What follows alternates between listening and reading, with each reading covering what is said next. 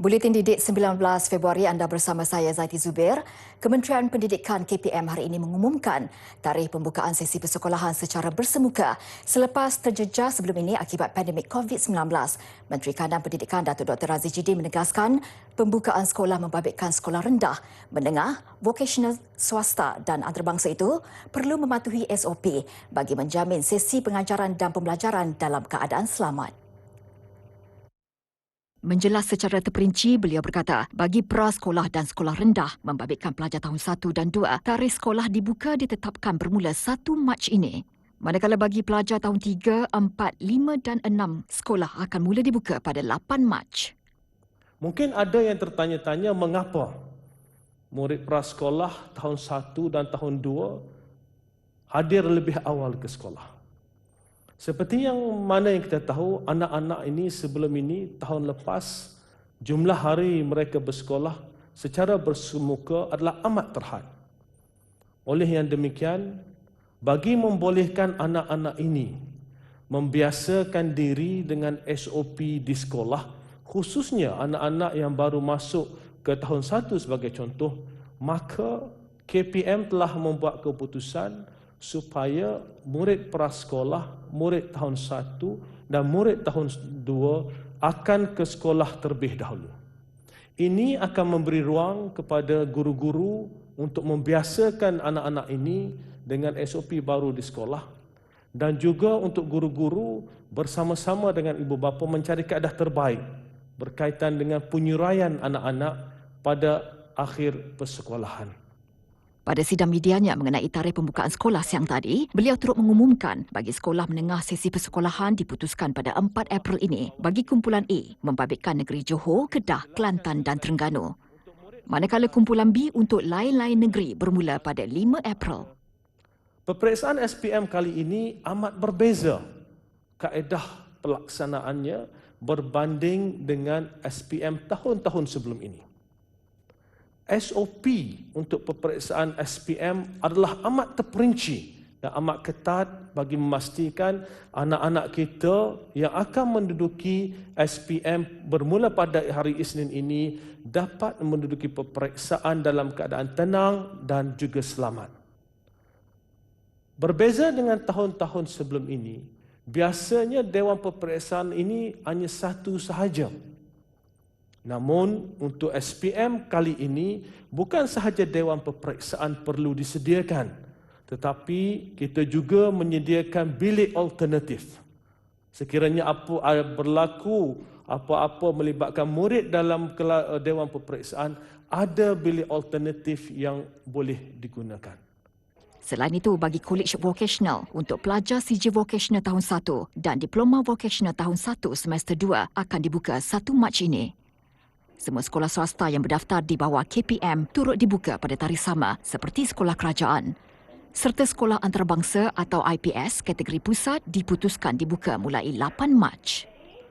Untuk sekolah yang tidak berdaftar dengan KPM pula, mereka disaran untuk turut mengikuti tarikh ini dan mematuhi segala SOP yang ditetapkan. Jadi itulah sedikit sebanyak berkaitan dengan tarikh pembukaan semula sekolah. Apa yang penting, sekolah akan dibuka dalam keadaan di mana SOP mestilah dipatuhi oleh semua pihak bagi memastikan anak-anak kita dapat hadir ke sekolah, dapat meneruskan pembelajaran dalam keadaan yang selamat. Penutupan sekolah dan tiada pengajaran dan pembelajaran PDP secara bersemuka ekoran pandemik COVID-19 adalah pilihan terakhir Kementerian Pendidikan KPM dan cukup berat untuk dilaksanakan. Semuanya demi menjamin keselamatan dan kesihatan murid, guru, pensyarah serta warga kementerian daripada risiko penularan jangkitan. Akui keputusan itu amat sukar buat semua pihak. Cabaran utama KPM adalah memastikan hak murid untuk terus belajar tidak diabaikan selain pembelajaran terus berlaku walaupun sekolah ditutup. Timbalan Ketua Pengarah Pelajaran Sektor Operasi Sekolah, Datuk Azman Talib berkata, ia bukan perkara mudah berikutan situasi seumpama ini tidak pernah dihadapi. Setiap rancangan serta keputusan perlu diperhalusi dan diteliti supaya tidak melakukan kesilapan yang akan memberi impak negatif kepada sektor pendidikan. Ini kerana membabitkan lebih 5 juta murid serta 500,000 guru, pensyarah dan warga KPM. Dan penutupan sekolah ini tidak bermakna saya katakan tadi bahawa kita memberhentikan PDP kepada murid kita. Tetapi kita laksanakan dalam keadaan yang berbeza mengikut kaedah dan kesesuaian pelajar untuk menerimanya dan bagaimana guru boleh melaksanakan PDP itu.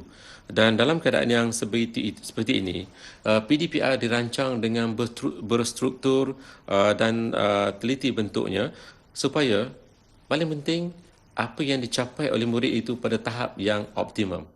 Justru manual pengajaran dan pembelajaran di rumah versi 2 PDPR 2.0 dikeluarkan.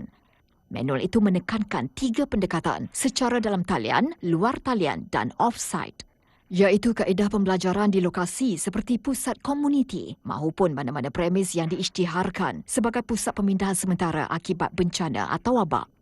Pendidikan turut disampaikan menerusi siaran televisyen seperti Didik TV KPM. Guru yang bijak, yang kreatif dapat memilih kaedah dan pendekatan yang sesuai yang perlu digunakan untuk menyampaikan PDPR kepada murid-murid mereka. Yang penting ilmu itu sampai kepada mereka. Ya, dan kita lihat bahawa banyak perkongsian yang dihantar kepada kita melihat bagaimana guru sampai kepada murid ini sama ada secara fizikalnya, sama ada secara virtualnya sampai kepada murid mereka dalam keadaan yang cukup mengharukan kita. Tambahnya, usaha dan pengorbanan guru cukup besar serta sokongan ibu bapa juga sangat tinggi untuk memastikan murid tidak tercicir daripada pendidikan. Hampir setahun pelaksanaan pengajaran dan pembelajaran di rumah, PDPR kerap dipersoal keberkesanan kaedah itu dan sejauh mana ia memberi impak maksimum kepada murid. Dalam usaha memastikan kualiti pendidikan diterima murid tidak terjejas akibat pelaksanaan Perintah Kawalan Pergerakan PKP, Kementerian Pendidikan KPM telah membuat persediaan awal dengan menyusun semula kandungan kurikulum mata pelajaran menerusi penjajaran kurikulum 2.0. Timbalan Ketua Pengarah Pelajaran Sektor Operasi Sekolah Datuk Azman Talib berkata, penjajaran kurikulum merupakan penyusunan semula kandungan, pedagogi atau kajian mengenai pengajaran dan pentafsiran berdasarkan hasil pembelajaran yang dihasratkan. Ia bagi memenuhi keperluan khusus mata pelajaran dalam apa jua keadaan. Penjajaran kurikulum 2.0 dilaksanakan awal tahun ini sebagai persediaan menghadapi sesi persekolahan 2021. Melalui penjajaran itu, kurikulum tahun 2020 yang tidak dapat dilaksanakan perlu diajar terlebih dahulu sekurang-kurangnya sehingga April tahun ini dan diteruskan dengan kurikulum 2021. Apabila ada fleksibel itu, kita utamakan kandungan terasnya dahulu. Bagaimana kita laksanakan?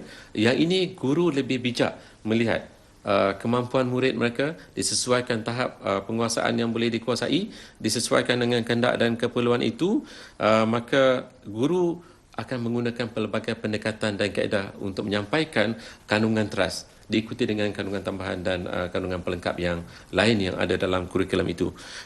Walaupun berdepan pelbagai cabaran seperti capaian internet dan ketiadaan peralatan digital, namun dengan perancangan serta kerjasama semua, terutama di peringkat pentadbir dan guru, KPM yakin pembelajaran mengikut ketetapan kurikulum dapat dilaksanakan. Saya yakin, sangat yakin, guru-guru kita cukup hebat untuk melaksanakan tugas dan tanggungjawab itu. Mereka menggunakan apa saja keupayaan yang mereka ada sehingga kan ada yang mengorbankan wang ringgit mereka, masa mereka untuk sampai kepada murid mereka bagi meletakkan bahawa murid ini perlu diberikan pendidikan yang terbaik seboleh mungkin dengan kekangan yang kita ada. 4 objektif penjajaran kurikulum 2.0 merangkumi mengklasterkan kandungan kurikulum yang diperlukan oleh murid untuk meneruskan pembelajaran ke peringkat seterusnya. Selain memberi peluang kepada guru dan murid melaksanakan PDP kurikulum yang terkesan akibat bencana, objektif lain termasuk menyediakan panduan dan maklumat kepada guru untuk merancang pelaksanaan PDP serta menyesuaikannya dengan keperluan semasa mata pelajaran. Calon sijil pelajaran Malaysia SPM yang disahkan positif COVID-19 atau perlu menjalani kuarantin jangan risau. Lembaga Peperiksaan Malaysia LPM memutuskan mereka boleh menduduki peperiksaan penting itu yang akan dijadualkan semula. Pengarahnya Datuk Pakarudin Ghazali berkata keistimewaan buat calon SPM 2020 itu diberikan bersesuaian dengan situasi norma baharu ketika negara berdepan pandemik COVID-19. Beliau berkata calon yang menjalani kuarantin ataupun didapati positif COVID-19 perlu mengemukakan dokumen pengesahan bagi membolehkan mereka menduduki peperiksaan yang dijadualkan semula.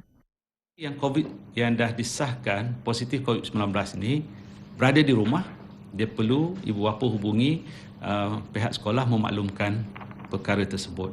Kalau calon persendirian, hubungi sektor pentaksiran dan peperiksaan di Jabatan Pendidikan Negeri. Kalau di rumah, so dia teruslah terima rawatan sehingga dia sihat, dapat satu dokumen dipanggil discharge note daripada hospital untuk mengesahkan dia sudah sihat dan boleh sambung untuk menduduki peperiksaan. Yang masih berbaki. Tapi sekiranya ada yang tertinggal sebelum itu, dia akan duduk peperiksaan yang dijadualkan semula. Mengulas mengenai tarikh peperiksaan yang dijadualkan semula itu, beliau berkata perkara itu akan dimaklumkan kemudian.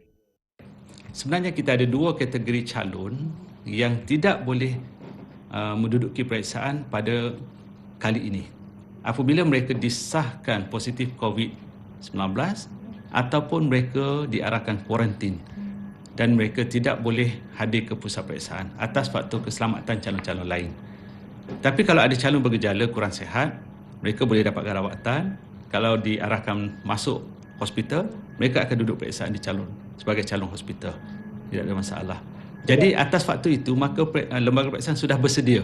Apabila kita tidak benarkan sekumpulan pelajar menduduki peperiksaan, maka kita mesti bersedia 100% dari segi garis panduan dan juga dari segi tindakan seterusnya.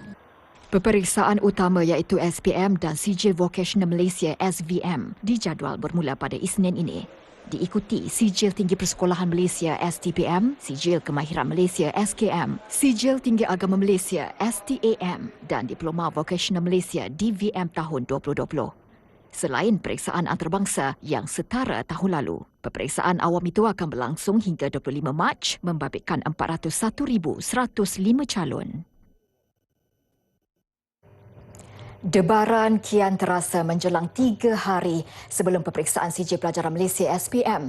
Sudah menjadi lumrah semakin hampir dengan hari peperiksaan, 1001 macam rasa. Ada yang mula berasa gundah, berdebar, resah dan tidak kurang juga tidur tak lena. Ikuti nasihat dan tips kesihatan ini bagi membantu pelajar kekal tenang.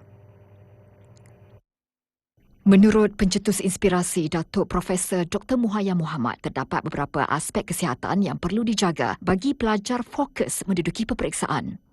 Kesihatan kena jaga, air mesti minum banyak, minum air yang bersih, makan sayur-sayuran, elakkan makanan yang diproses, makan makanan yang natural, kurangkan gula, okey? Makan minyak-minyak yang baik untuk otak seperti minyak zaitun, minyak kelapa, minyak habatus sauda, kacang-kacang, walnut, semua yang sihat. Dan tentukan dapat tidur yang cukup. You must have a good rest sebab bila kita rehat, otak kita punya neuron senang nak synapse. Beliau turut menasihatkan agar calon SPM berjumpa atau berhubung dengan tenaga pengajar masing-masing dan meminta restu mereka selain halalkan ilmu yang diberi. Ada juga yang berkongsi cara atau amalan tersendiri bagi mengatasi perasaan gundah menjelang peperiksaan. The day before the exam, I need to have enough sleep. So I would sleep very early at 10 and I would wake up at 5. That's 7 hours of sleep. Usually people would need 8 hours, but 7 hours is fine for me to keep on doing your exercise books. Now between doing the exercises in those books, like paper 1 and paper 2, between doing those papers, you should take breaks. So 15 minutes should be fine for a break. And during those breaks, you can have snacks. Snacks, makan buah-buah boleh, but you shouldn't have an actual meal like rice that will make you sleepy. Amalan kesihatan yang saya terapkan adalah pemakanan yang seimbang. Bagi saya sendiri, sarapan adalah keutamaan saya kerana ianya dapat memberikan tenaga untuk saya memberi tempuan. Antara tips yang saya boleh kongsikan sebagai persediaan sebelum menduduki SPM adalah meninggalkan perasaan malu dan mula bertanya kepada guru dan rakan-rakan bagi memastikan saya faham topik dan subjek yang saya telah pelajari. Satu amalan kesihatan yang saya implementasikan ketika SPM ialah saya tidur awal, bangun awal dan saya minum air dengan secukupnya. Selama anda bersedia dari segi spiritual, di sini bermaksud pastikan anda mendapat restu daripada ibu bapa, guru dan rakan-rakan anda.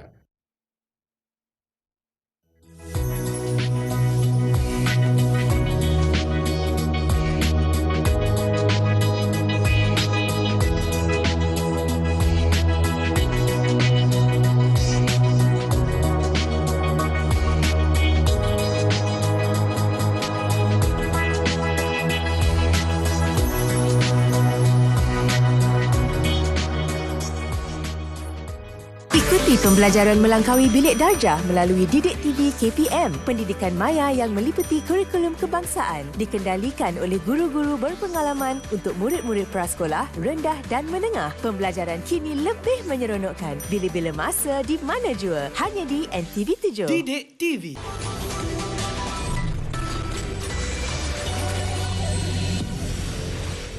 Bersua kembali, kerajaan memperkenalkan My Digital sebagai salah satu inisiatif yang menjadi pelengkap kepada dasar pembangunan negara seperti Rancangan Malaysia ke-12 dan Wawasan Kemakmuran Bersama 2030. Dengan pelancarannya, ia bakal mewujudkan kira-kira 500,000 peluang pekerjaan dalam sektor ekonomi digital dan menyumbang 22.6% kepada keluaran dalam negara kasar KDNK negara menjelang 2025. Sasarannya merentasi 3 fasa pelaksanaan sehingga tahun 2030. Inisiatif di bawah naungan My Digital ini juga dapat memangkinkan 5,000 syarikat peringkat permulaan ataupun startups dalam masa 5 tahun yang akan datang. Inisiatif ini juga akan menjadi titik tolak untuk menarik pelaburan baru dalam sektor digital sebanyak 70 bilion ringgit dari dalam dan luar negeri.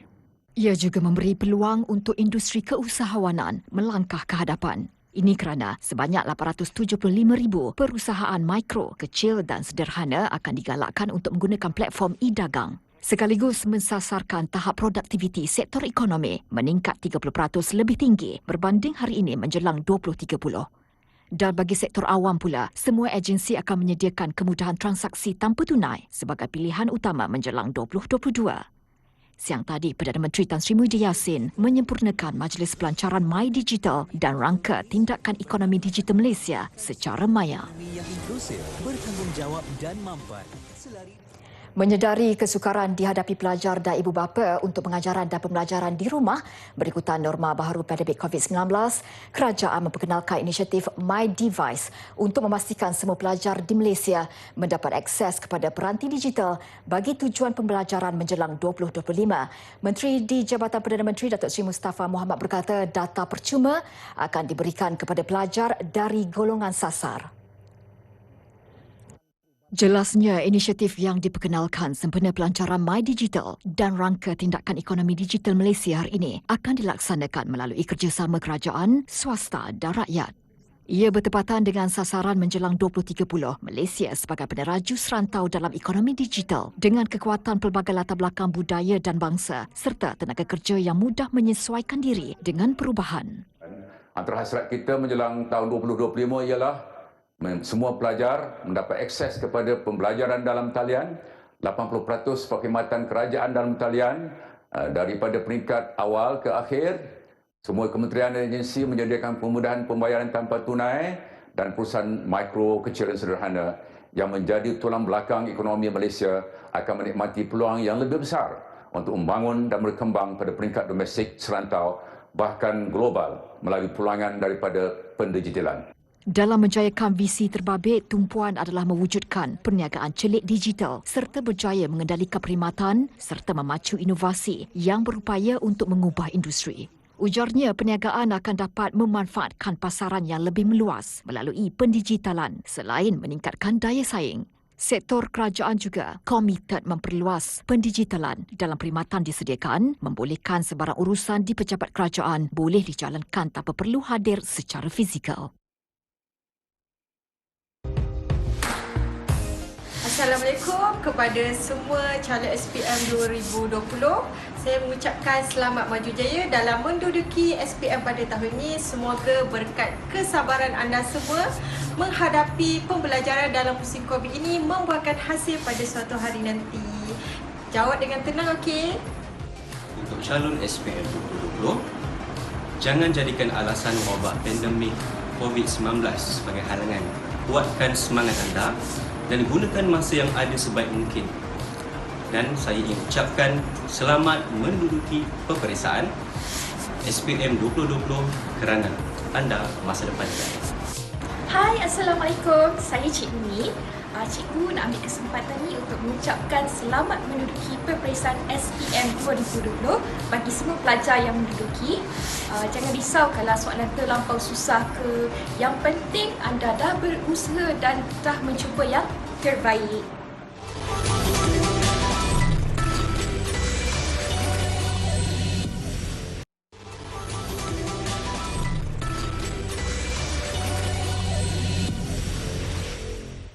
Perubahan 360 darjah dunia berikutan penularan wabak pandemik COVID-19 benar-benar menguji semua pihak. Bukan sahaja usaha petugas barisan hadapan, malah turut menguji warga pendidik dalam usaha memastikan anak bangsa tidak ketinggalan dalam mendapatkan ilmu.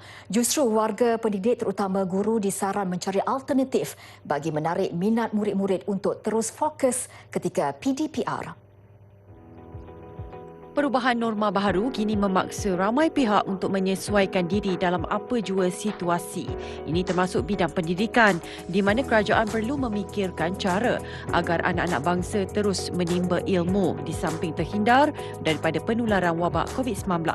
Oleh itu, kelas online diperkenalkan namun pelbagai cabaran pula perlu dihadapi terutama dalam kalangan pelajar untuk memberi sepenuhnya perhatian ketika PDPR berlangsung. Salah satu kekurangan yang paling besar is distraction, gangguan daripada orang lain. Saya bagi satu cerita. Jadi kalau ada satu kelas tu, saya tengah kelas kemis tau. So tengah-tengah kelas kemis, kawan saya ajak main game. So saya pun main lah game. Kita sebab kita duduk dalam bilik seorang-seorang, parents semua kat bilik lain, kawan semua tak ada kat situ. So kita tak rasa motivasi, kita tak nampak orang lain tengah belajar. Saya kat sini, depan saya ada komputer. Cikgu saya jauh.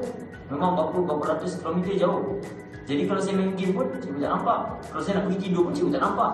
Jadi saya senang je nak tidur. Saya senang je nak main game. Tak ada orang tahu pun. So saya tak rasa motivasi pun. Kekangan masa. Kenapa kekangan masa? Sebab kalau di rumah, kita mempunyai dua tanggungjawab, iaitu sebagai seorang anak dan juga sebagai seorang pelajar. Tapi kalau jika dibandingkan dengan di sekolah, kita hanya mempunyai seorang tanggungjawab sebagai seorang pelajar. Jadi disebabkan kita ada dua tanggungjawab yang berlainan, mungkin susah untuk beberapa orang pelajar untuk membahagikan masa. Bila nak tolong mak ayah, bila kita nak fokus study. Jadi hal ini akan membuatkan seseorang pelajar itu terbeban dan terasa susah untuk catch up ataupun follow dengan online class. Menurut pensyarah kanan Fakulti Pendidikan Universiti Malaysia, Dr. Muhammad Nazri Abdul Rahman, guru perlu mempunyai kemahiran mengajar dalam talian bagi menarik perhatian murid-murid. Sesuatu yang paling utama sekali adalah kreativiti guru. Kreativiti guru. Yang paling utama sekali adalah bagaimana guru dapat mengamalkan pedagogi dalam talian, iaitu seni mengajar dalam talian. Ini adalah satu kemahiran baru yang perlu dikuasai oleh guru-guru hari ini, di mana kemahiran mereka untuk berinteraksi dalam talian, kemahiran mereka untuk bertanya, bergurau, berceloteh, dan paling utama sekali adalah bagaimana mereka boleh menyebut nama murid-murid tersebut dan berinteraksi. Kerana dengan cara begini, dia secara tidak langsung boleh menarik perhatian murid tersebut untuk berada dalam sesinya. Dan yang kedua adalah mempelbagaikan aktiviti dalam talian. Selain itu, katanya, guru-guru perlu menerokai cara baharu seiring dengan arus teknologi moden. Misalnya, memanfaatkan penggunaan media sosial seperti TikTok untuk menyampaikan ilmu. Paling utama sekali adalah kita hendaklah sentiasa berfikiran positif. Bagaimana nak jalankan? Tidak semestinya sentiasa kita berada di hadapan skrin. Ada masanya kita boleh untuk melaksanakan aktiviti-aktiviti rekreasi di luar. Pada masa yang sama juga kita boleh berkongsi aktiviti kita semasa kita menjalankan PDPR dengan rakan-rakan yang lain menerusi medium-medium tertentu. Pada masa yang sama juga kita bukan hanya kawan kelas kita, katalah hari ini kawan kelas saya 30 orang. Namun pada masa PDPR dalam talian ini saya mungkin boleh dapatkan rakan kelas saya lebih daripada 100 orang, 200 orang bila mana saya mengikuti sesi pembelajaran yang mungkin dengan guru yang berada di media sosial, di Facebook Live. Jadi pada masa yang sama interaksi berlaku, pertukaran pendapat berlaku, perbincangan berlaku. Jadi sebagai generasi hari ini, PDPR adalah satu medium di mana kita cuba membiasakan diri atau mendisiplinkan diri bagaimana kita dapat belajar dalam suasana baru, dengan kawan baru, dengan guru baru, dan pada masa yang sama juga kita paling meronokkan adalah kita boleh melihat sumber-sumber pembelajaran itu menerusi Google. Kita boleh cari bahan apa yang kita tak faham, kita rasa tajuk ini tak faham, kita boleh cari videonya, tak faham dengan videonya, kita boleh menonton TV kerana di TV pendidikan lengkap dengan pelbagai maklumat. Bukan hanya satu siaran, 2 siaran, 3 siaran. Masa-masa yang sama juga kita boleh untuk berinteraksi dengan guru kita. Jadi inilah antara kelebihan-kelebihan hari ini PDPR. Cuma pada masa yang paling utama adalah kena pasti dahulu apa gaya pembelajaran kita.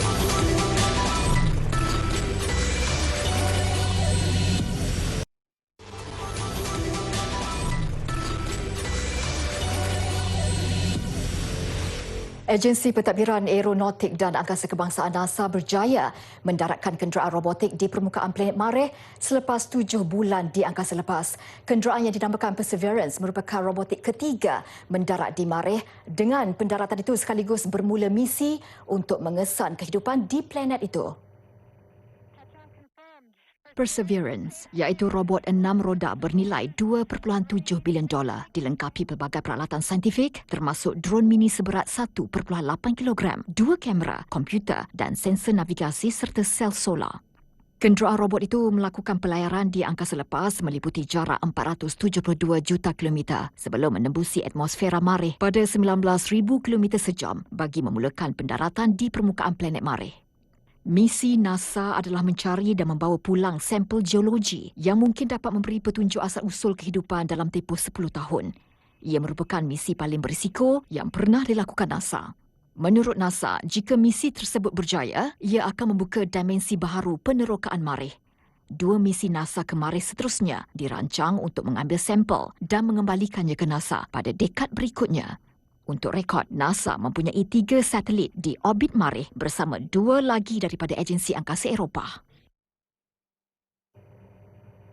Visual buaian tertinggi dunia yang baru dilancarkan di Taman Tema di Dubai mengakhiri Buletin Didik malam ini dan jangan lupa mengikuti siaran ulangan Buletin Didik setiap hari pada jam 12 tengah hari. Dengan itu, saya Zaiti Zubir, salam hormat dan Assalamualaikum.